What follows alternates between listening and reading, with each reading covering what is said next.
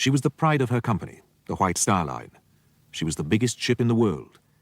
Yet her collision with an iceberg on her fateful maiden voyage and her sinking, with the loss of some 1,500 lives, sealed her place in history. The tragic events of April 1912 are unforgettable. Never again would men feel so confident in technology. In the Edwardian era, Britain was building 50% of the world's merchant ships. Her shipbuilding and railway engineering were unsurpassed throughout the world, and her worldwide possessions made the British Empire, the greatest the world had ever seen, the empire on which the sun never set. The most lucrative trading route was that with North America, and the North Atlantic became both the major sea route and the most important for passenger trade. At that time, there were no restrictions on emigrants from Europe entering the New World, and thousands made the crossing. Britain vied, chiefly with Germany, to build the biggest, fastest, and most luxurious liners, and so capture both the well-to-do travellers and the bread-and-butter emigrant trade.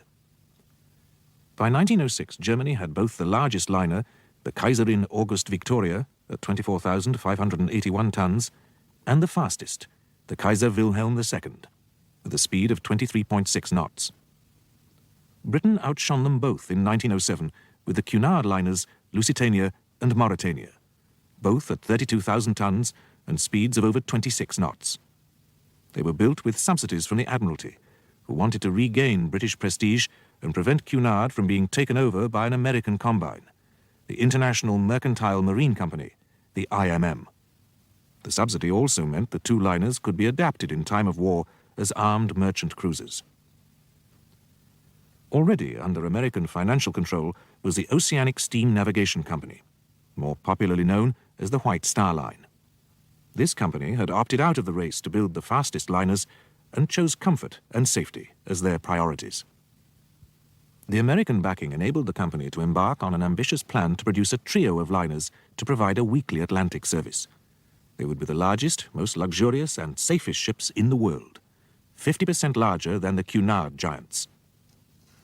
They were to be called Olympic, Titanic, and Gigantic, the last being eventually named Britannic.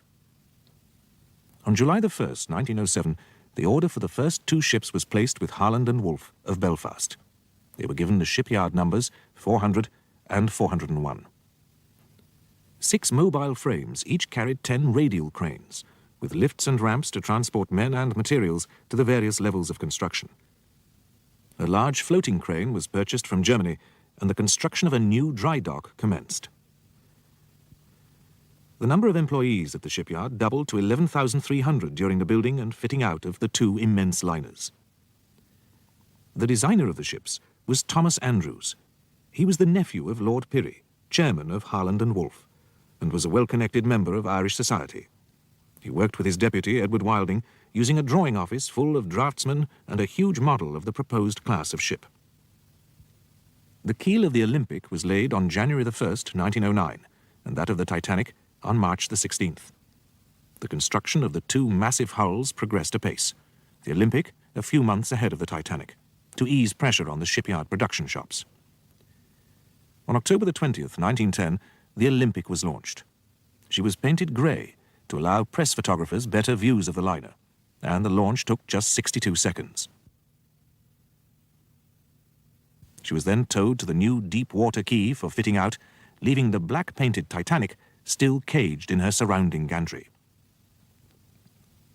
These new vessels were designed to have service speeds of 21 knots. The engines generated 55,000 horsepower. Cunard had opted for marine turbines to propel their record breakers, but Harland and Wolff adopted their favorite combination: reciprocating engines to drive the two 23 feet 6-inch diameter outer propellers, the steam from which then exhausted into a low-pressure turbine which turned the ahead-only 16 feet 6-inch center propeller. Providing steam for the engines were 24 double and 5 single-ended boilers, containing 159 furnaces. 7 months after her launch, the great ship was ready, and after 2 days of successful sea trials, the Olympic finally left Belfast on May the 31st, 1911.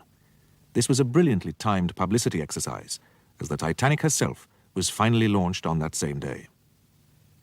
For this occasion, the landward end of the building gantry was decked with 1 Union Jack and 1 Stars and Stripes, with a White Star pennant in the center, below which code flags spelled out success. About 100,000 people watched as, just after noon, the liner, urged on by hydraulic rams, slid backwards into the River Lagan. There was little ceremony, as was the White Star custom. Later, when the Britannic was launched, a retired shipyard worker recalled, "They just builds 'em and chucks 'em in." In just 62 seconds, she slid into the water and was brought to a halt by the tons of drag chains attached by cables along her hull. The following day, June the 1st, her sister ship anchored in the Mersey off Liverpool, the traditional home and port of registration of the White Star Line. It was her only visit to the Mersey, for she then headed for Southampton, the line's main port since 1907, where the London and South Western Railway had built a new large dock to accommodate this new class of wonder ship, twice the size of the 20,000-ton liners the port had become used to. The dock, known as the White Star Dock until the late 1920s, is 1,700 feet long, 400 feet wide, enclosing 16 acres of water. It was later to be used by such liners as the Queen Mary, the Queen Elizabeth, and eventually the new QE2. Many alterations to these provisions were subsequently made on the Titanic. The biggest changes were to be on Bridge Deck B, with luxurious parlour suites extending to the ship's side, thus removing the promenade for much of its length and increasing the gross tonnage by 1,004 tons. A reception hall by the aft grand stairway, a large restaurant with sea views, and a café parisien, complete with trellis work and growing ivy. Both ships had electric lifts, swimming baths, the first afloat, Turkish baths, squash courts, and gymnasia. But the Titanic acquired the reputation of being more luxurious because of these many improvements. Richly carved panelling, stained glass windows, deeply piled carpets, and many other fitments of both luxury and necessity were bringing the Titanic to completion. She would be a floating palace. But completion, and ultimately the date of her maiden voyage, was delayed, owing to the return of the Olympic to Belfast following a collision near Southampton with the cruiser HMS Hawke on September the 20th. The Hawke's bow was badly damaged. The hole in the Olympic was 40 feet high and extended 8 feet into the ship. There was a second hole at the waterline caused by the cruiser's beak-like ram. Some witnesses claimed the huge bulk of the liner caused an undertow, which sucked the smaller ship into her side. This phenomenon was later to cause a near accident on the Titanic's departure from Southampton, under the command of her captain, Edward John Smith, who had left the Olympic in Southampton and travelled to Belfast. He had taken his finest and final command and took the ship on to Southampton. White Star, in fact, provided 4 extra in the form of Engelhart collapsible boats, with planked bottoms and collapsible canvas sides. The number of passengers was not considered, just the letter of the law. In fact, this was only half the number of lifeboats required to accommodate a full complement of passengers and crew in the event of a disaster. Captain Smith was the White Star's senior captain. For many years, he had taken White Star vessels on their maiden voyages. His progress was so swift that he captained his first ship when he was 24 years old. In an outstanding career, he eventually became commander and commodore of the White Star Line. His employers had absolute faith in his skill and judgment. His career had been unblemished by any accident apart from the incident on the Olympic. He was a tall, distinguished, quietly spoken man, and, coming up to retirement, the Titanic was to be the pinnacle of his career. The Titanic moved out into the River Test and began to move under her own steam, her 3 screws powerfully pushing her 46,000 tons slowly forward. But she displaced such an amount of water in the channel that the liner New York, moored alongside the Oceanic, broke her moorings and drifted out sternwards towards the giant ship. Captain Smith and pilot George Bowyer stopped the central propeller and ordered the outer propellers to be set at full astern. This stopped the New York when she was only 12 feet from the Titanic's stern and brought the great ship herself to rest. The tug Vulcan placed herself between the vessels, had ropes thrown onto the New York, and as the Titanic now moved backwards a little, towed the New York round the dockhead corner into the River Itchen and out of trouble. This near collision was seen by many as a bad omen, and put another, if only slight, delay in her departure. She weighed anchor at 1:30 p.m. and headed out into the Atlantic towards New York. The first-class passengers had the ship's 5-man band, led by Wallace Hartley, to entertain them. Hartley had previously played on the Mauretania and other prestigious liners. The band played everything from Strauss and Offenbach for the stately Jacobean room to ragtime and cakewalks for afternoon dances. It was to get colder on Sunday, April the 14th. In the radio room, ship-to-shore contact was made possible again as the ship came in range of Cape Race, and the operators were kept busy with current messages and the backlog which had built up through a breakdown of the system 2 days previously. Ice warnings had been received during Sunday by the 2 Marconi operators in the radio room, Jack Phillips and his assistant, Harold Bride. Their prime job was to transmit and receive private messages, known as Marconigrams, stock exchange information, and news, these private messages bringing the company its revenue. Official messages received for the ship indicated that there was pack ice and large and small icebergs in the shipping lanes, although it was not appreciated that these warnings represented one huge ice field. Messages to the ship itself were pinned on a notice board for the information of the navigating officers, but not all the ice warnings were posted. An 11 a.m. warning had read, "America passed 2 large icebergs in 41 degrees 27 minutes north, 50 degrees 8 minutes west on the 14th of April.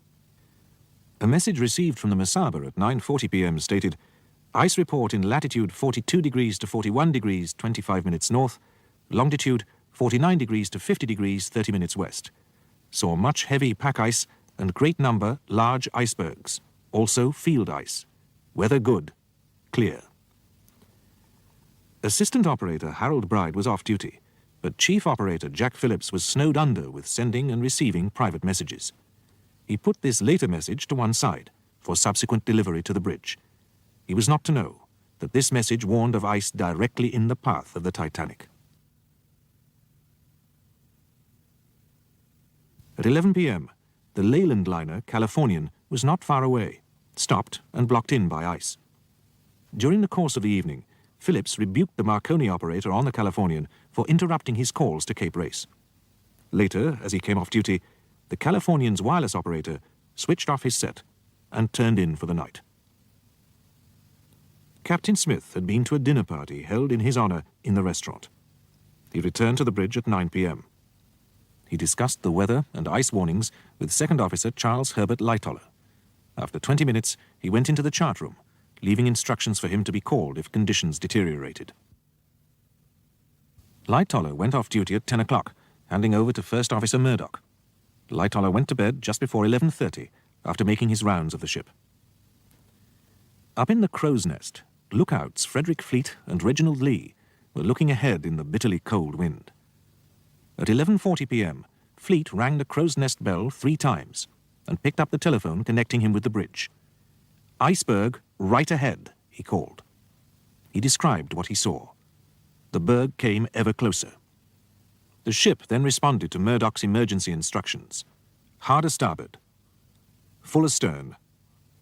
Hard a port.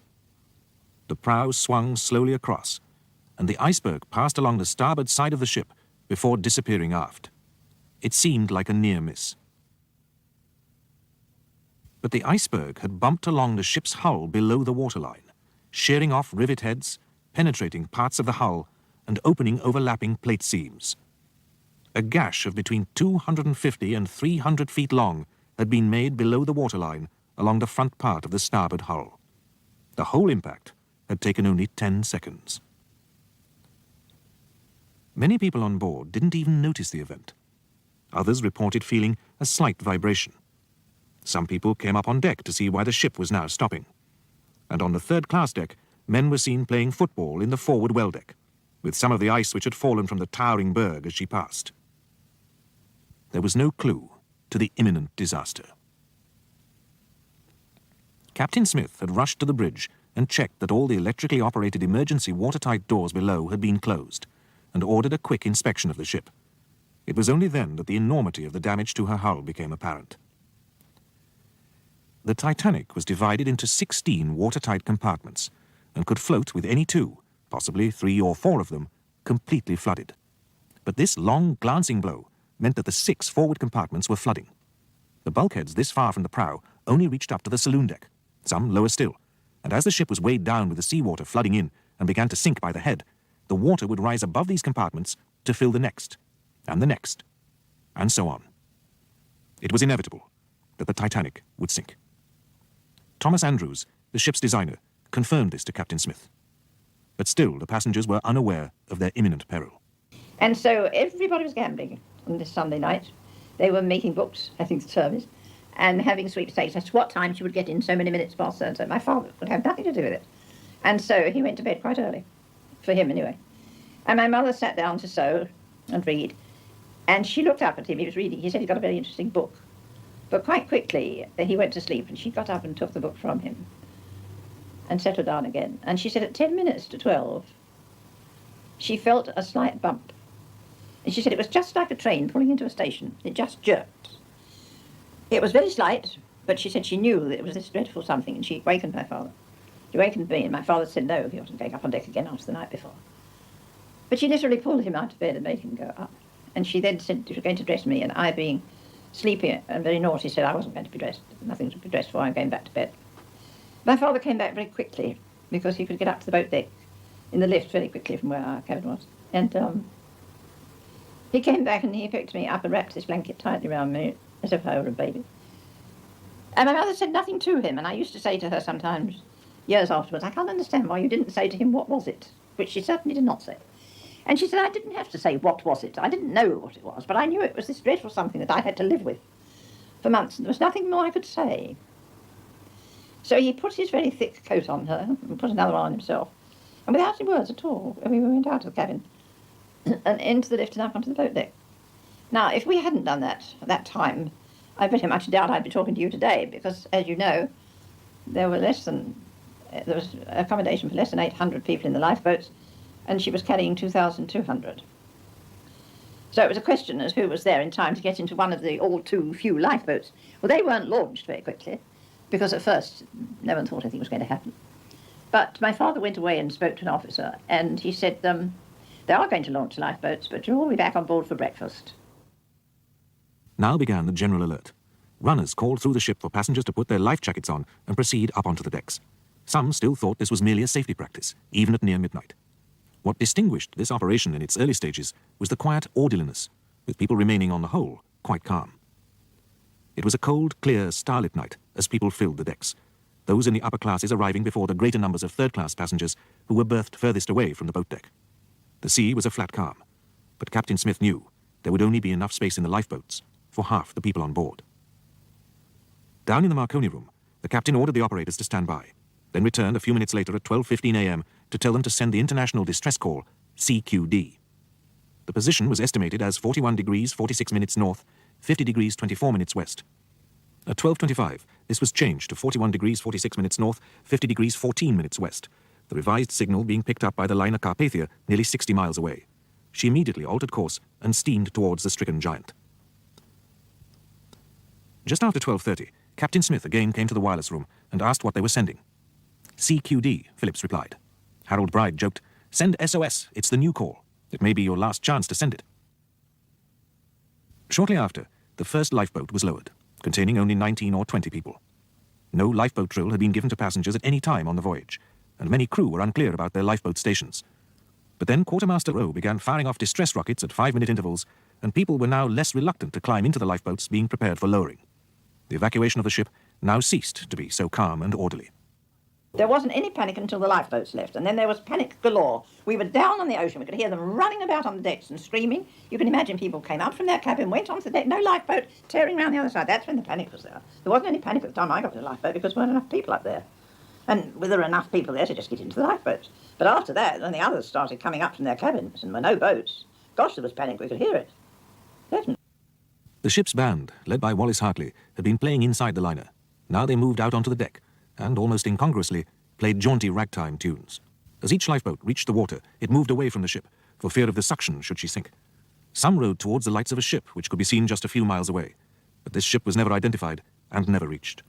And of course, there are still threats of legal things even these days about whether the ship that was so close to us was the Californian or not. I mean, I saw that ship.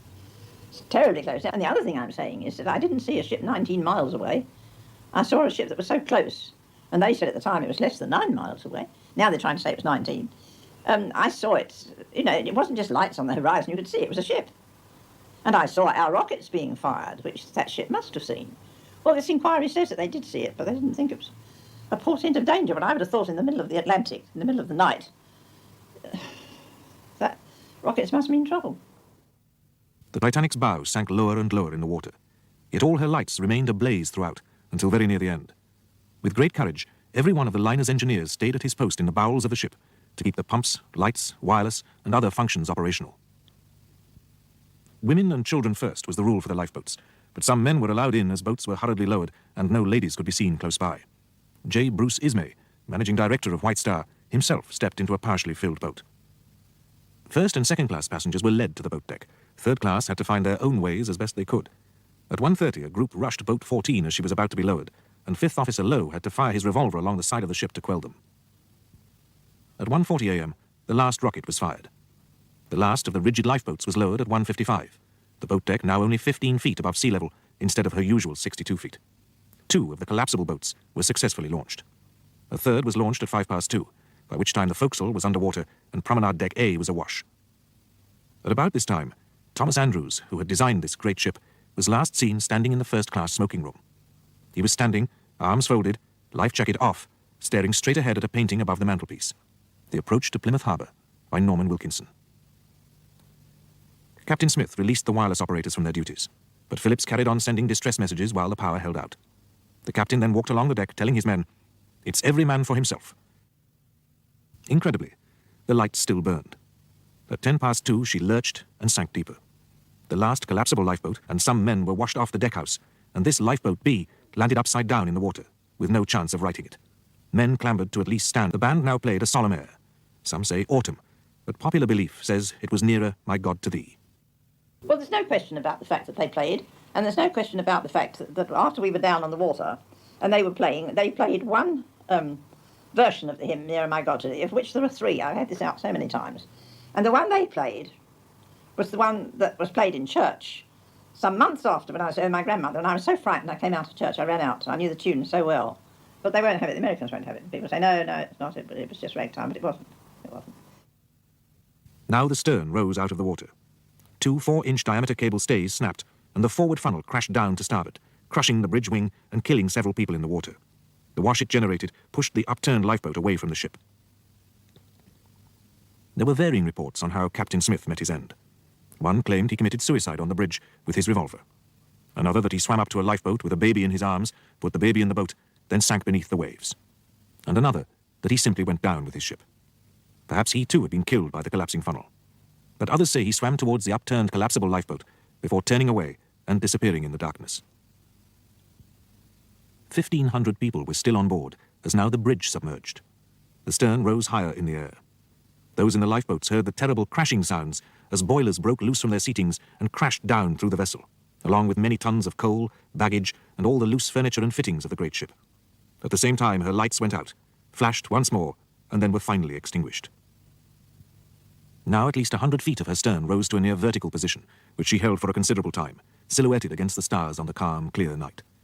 The visible part of the ship apparently settled back slightly before it, too, disappeared beneath the sea. It was this settling that indicated the ship had broken in two. And we rowed away from the ship as fast as we could, because one has to do that, because I believe the suction when a vessel goes down is absolutely enormous. And we rowed away, and I didn't close my eyes at all. I saw that ship sink. And I saw that ship break in half. And for so many years, people have argued with me about that. But now at last, it has been proven beyond all doubt that she did break in half. I know she did, I saw her. And the forepart went down nose first, and the stern of that ship stood up in the water for quite a long time, or it seemed a long time to me, and then keeled over. And we heard the dreadful sound of people drowning, which was, unbelievable. And then, because our lifeboat was so full, so overfull, the officers called all the boats together and transshipped some of us. 1 in that boat and 2 in that and 3 in that, and I got separated from my mother. And that was the most terrifying thing to happen to a child. But the most dreadful sound of all is the sound of people drowning. The screams. Absolutely ghastly. My mother used to say sometimes, she couldn't get me to talk about it for years, but if ever anyone did talk to me, I said that, she used to say yes. But do you remember the silence that followed it? And that's quite right. It says the whole world stood still that night. Once the lights had gone, the ship had gone, the sound had gone. Oh, it was dreadful. Now there was nothing to do but wait for rescue. Among those standing on the upturned boat was Harold Bride, the wireless operator, who confirmed to his companions that the Carpathia was on her way. At 3:30 a.m., she was sighted on the horizon, firing rockets, and at 4:30 she was on the scene. The Carpathia arrived with the dawn, and by 8:30 had taken on board 705 survivors and 14 lifeboats, the rest being set adrift.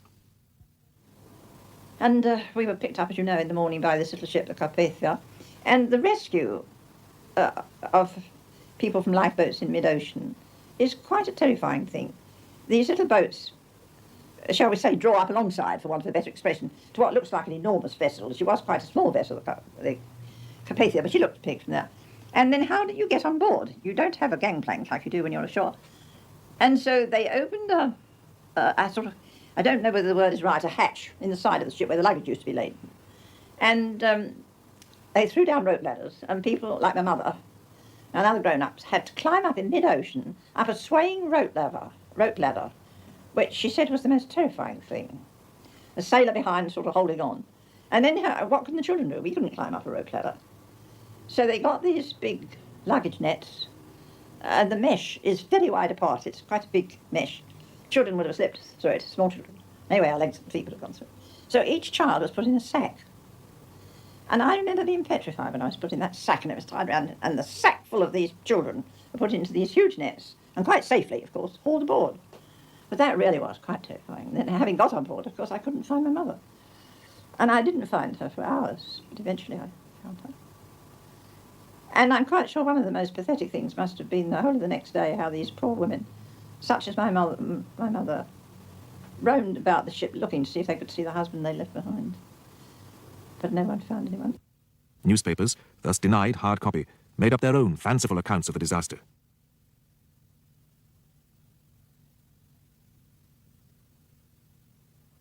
It was only on arrival that the true story became known, and gradually the dreadful news of the disaster was released to the world.